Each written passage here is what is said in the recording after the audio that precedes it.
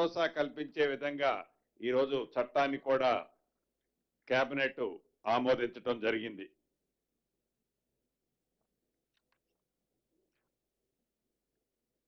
ఇక ప్రధానంగా కొన్ని నెలల నుంచి ఏదైతే కాంగ్రెస్ పార్టీ మా నాయకులు రాహుల్ గాంధీ గారి ఆలోచనలకు అనుగుణంగా బీసీలకి బీసీ కుటుంబ సభ్యులందరికీ స్థానిక సంస్థలలో 42% రిజర్వేషన్ కల్పించి ఎన్నికలకు పోవాలని రాష్ట్ర కేబినెట్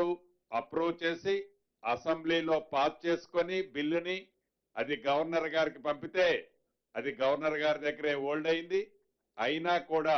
ఆర్డినెన్స్ తీసుకొచ్చి ఆర్డినెన్స్ ప్రకారం ఎలక్షన్కి పోయినప్పుడు కొంతమంది ఛాలెంజ్ చేసిన దాని ప్రకారం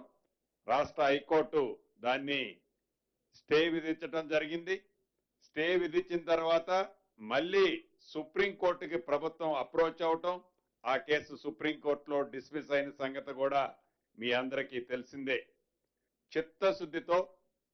చిత్తశుద్ధితో ఈ ప్రభుత్వం బీసీలకి 42% రిజర్వేషన్ కల్పించాలని శత విధాల ప్రయత్నం చేసిన కేంద్ర ప్రభుత్వ సహకారం లేని కారణంగా కేంద్ర ప్రభుత్వంలో ఇక్కడ నుంచి ఏదైతే రికమెండ్ చేసిన ఫైలు రాష్ట్రపతి గారి దగ్గరే హోల్డ్ అయి ఉండటం కారణం చేత కోర్టులలో కూడా ప్రభుత్వానికి వ్యతిరేకంగా నిర్ణయం వచ్చిన కారణం చేత రాష్ట్ర ప్రభుత్వం కోర్టులో ఫైట్ చేస్తూనే ఏదైతే 15th ఫైనాన్స్ కమిషన్ నుంచి రాష్ట్రానికి రావాల్సిన లోకల్ బాడీస్కి రావాల్సిన సుమారు 3,000 కోట్లు ఈ మార్చితో అవి ల్యాప్స్ అయిపోయే పొజిషన్ ఉంది. దాన్ని దృష్టిలో పెట్టుకొని పార్టీ పరంగా బీసీ సోదరులకి 42% రిజర్వేషన్లో సీట్లు అలాట్ చేస్తూ మొదట గ్రామ పంచాయతీ ఎన్నికలు నిర్వహించాలని ఈరోజు కేబినెట్ నిర్ణయించడం జరిగింది. మిగిలిన ఎంపీటీసీలు, జెడ్పీటీసీలు, అదే రకంగా మున్సిపల్ కార్పొరేషన్లు అన్నీ కూడా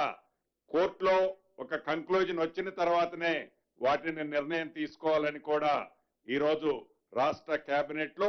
సుదీర్ఘంగా చర్చించిన తర్వాత రాష్ట్రానికి కేంద్రం నుంచి రావాల్సిన సుమారు 3,000 కోట్లు గడిచిన 2 సంవత్సరాల నుంచి ఏవైతే ఉన్నాయో అవి కూడా యాజ్ పర్ నామ్స్ ప్రకారం మార్చితో ల్యాప్స్ అయిపోతున్న కారణంగా రాష్ట్రానికి రావాల్సిన 3,000 కోట్లు ల్యాప్స్ చేసుకోవటం ఇష్టం లేక స్థానిక సంస్థలు ఓన్లీ గ్రామ పంచాయతీ ఎన్నికలు పెట్టాలని ఈరోజు కేబినెట్ నిర్ణయించడం జరిగింది.